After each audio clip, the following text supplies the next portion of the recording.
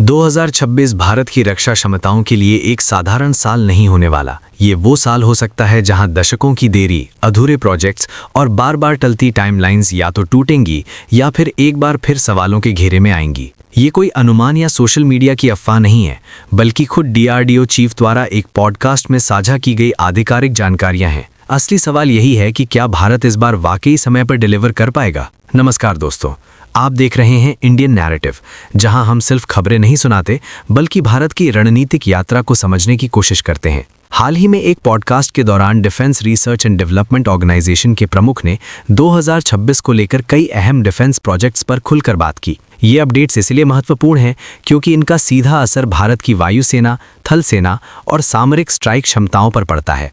सबसे बड़ा और सबसे अहम अपडेट आता है तेजस MK2 को लेकर। डीआरडीओ चीफ के अनुसार इस फाइटर जेट की पहली उड़ान जून या जुलाई 2026 में हो सकती है। अगर ये टाइमलाइन सही साबित होती है तो इसका मतलब साफ है कि इसका रोल आउट फरवरी या मार्च 2026 तक हो जाना चाहिए, क्योंकि किसी भी फाइटर प्रोग्राम में रोल आउट और पहली उड़ान के बीच कुछ महीनों का अंतर स्वाभाविक होता है। ये अपडेट इसलिए भी अहम है क्योंकि इससे पहले कहा जा रहा था कि तेजस MK2 की पहली उड़ान 2027 की शुरुआत तक खिसक सकती है, लेकिन अब डीआरडीओ चीफ का आत्मविश्वास ये दिखाता है कि प्रोजेक्ट ने एक स्थिर दिशा पकड़ ली है।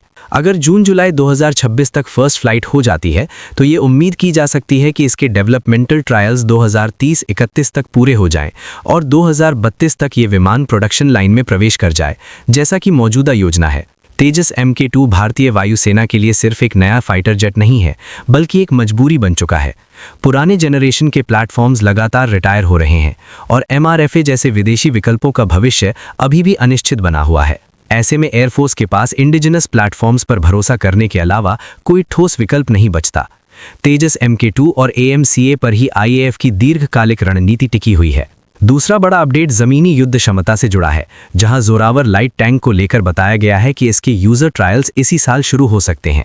जोरावर को बेहद कम समय में विकसित किया गया है और इसके डेवलपमेंटल ट्रायल्स पिछले साल से ही चल रहे हैं। पिछले वर्ष इसका नाग मार्क 2 मिसाइल के साथ फायरिंग टेस्ट भी सामने आया था, जिसने संकेत दिया था कि प्लेटफॉर्म काफी हद तक परिपक्व हो चुका है। अब जबकि इसके डेवलपमेंटल ट्रायल्स लगभग पूरे हो चुके हैं, सेना द्वारा यूजर ट्रायल्स शुरू किए जाएंगे और कोशिश ये रहेगी कि इन्हें भी इसी साल के भीतर पूरा कर लिया जाए। अगर सब कुछ योजना के अनुसार चलता है तो 2027 से जोरावर लाइट टैंक की सर्विस इंडक्शन शुरू हो सकती है। ये प्रोजेक्ट इस बात का उदाहरण बनता है कि अगर किसी अहम सिस्टम को सख्त टाइमलाइन में चलाया जाए तो भारत तेजी से परिणाम दे सकता है, भले ही शुरुआत में कुछ कंपोनेंट्स आयातित क्यों ना हो। तीसरा और रणनीतिक रूप से बेहद अहम अपडेट आता है प्रलय मिसाइल को लेकर। इसके यूजर ट्रायल्स अब अंतिम चरण में हैं। 2025 के अंत से पहले इसका सैल्वो लॉन्च टेस्ट किया जा चुका है, जो यूजर ट्रायल का ही हिस्सा था।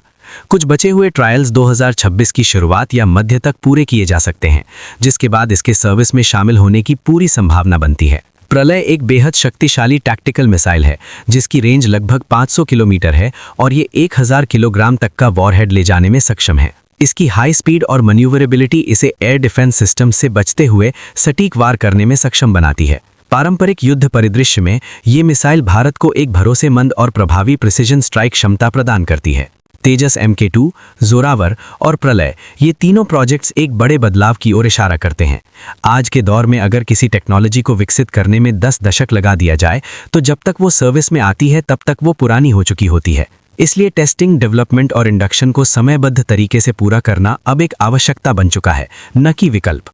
अगर तेजस MK2 जुलाई 2026 तक उड़ान भरता है और 3 से 4 साल के भीतर सर्विस में शामिल हो जाता है तो ये सिर्फ एक फाइटर जेट की सफलता नहीं होगी, बल्कि भारत की डिफेंस प्लानिंग में आए एक बड़े बदलाव का संकेत होगा। ये दिखाएगा कि भारत अब सिर्फ बड़े सपने देखने वाला देश नहीं, बल्कि उन्हें समय पर जमीन पर उतारने की दिशा में भी गंभीर हो चुका है। इसी उम्मीद के साथ इस वीडियो को यहीं समाप्त करते हैं। अगर आपको ये विश्लेषण पसंद आया हो तो वीडियो को लाइक करें, चैनल को सब्सक्राइब करें और इंडियन नैरेटिव के साथ भारत की कहानी को आगे बढ़ाइए।